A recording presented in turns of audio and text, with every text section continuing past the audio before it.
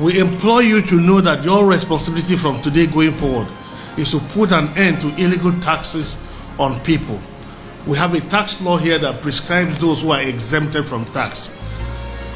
All those categories of people and those that from time to time may be so announced by the governor, including every single hotel that has less than 50 rooms in Calabar and in the whole state, today are exempted from payment of tax.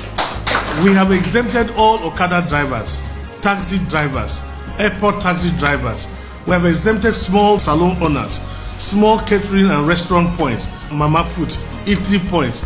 All those small basic survival people selling of produce, struggling to make a living, they have been exempted today from paying tax. We have exempted them because it is better for me as a governor that I rather tax my brain than to tax my people. And great perseverance, you have the right for anybody who comes before you to demand tax. You have the right to say, stop, the governor have said we should not pay tax. Why will a small person carry banana from his farm to go and sell, and produce people are there taxing him for produce? Why would somebody carry granite to go to market and somebody is putting a checkpoint on the road and collecting money from the granite seller? This is not Ben Ayade, this is not my nature. I am not wired for this insensitivity to a weaker person. I have abolished produce tax. Let farmers earn their money, let them keep their money. Because you didn't give them fertilizer, you did not irrigate the soil, you did not prepare the soil for them, you did not do the land clearing for them. Why do you want to tax them? Why do you put pressure on that your small brother or sister whose situation is much worse?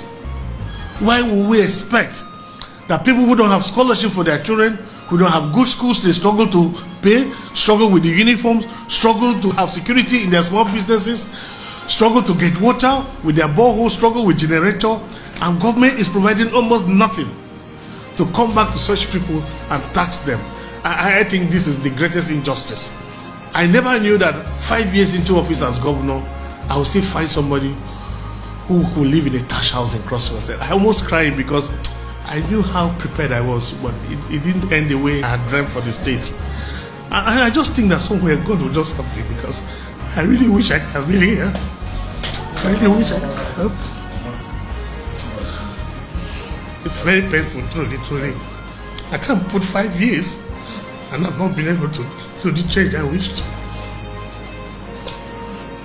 I know of some small people whose businesses are closed because even after signing into law that they should stop collecting tax, I still find people giving political appointment for a completely different thing. And you see them go back to these same people and dragging them and seizing and closing their shops and taxing. If we have to pay tax, let me contact the anti-tax agency. They will give us a tax code whether we fall under the category of those to pay tax or not. So your vehicles, your public life, your telephone numbers will be in the public domain, because everybody must call you to clear whether they have to pay tax or not to pay tax. And so I pick only men of God and women of God to serve here. I charge you that by the time you are done, let your agency be a world-class example for other states and countries to emulate. If God sees into my heart, let him take every single wealth I have. If he can make every single Cross-Riverian rich, if he can take every single Cross-Riverian out of poverty, let Ben Ayade and the Ayades, let us be poor for Cross-Riverians to be comfortable. Let me see Calabar thrive again. And this is part of my post-COVID-19 response.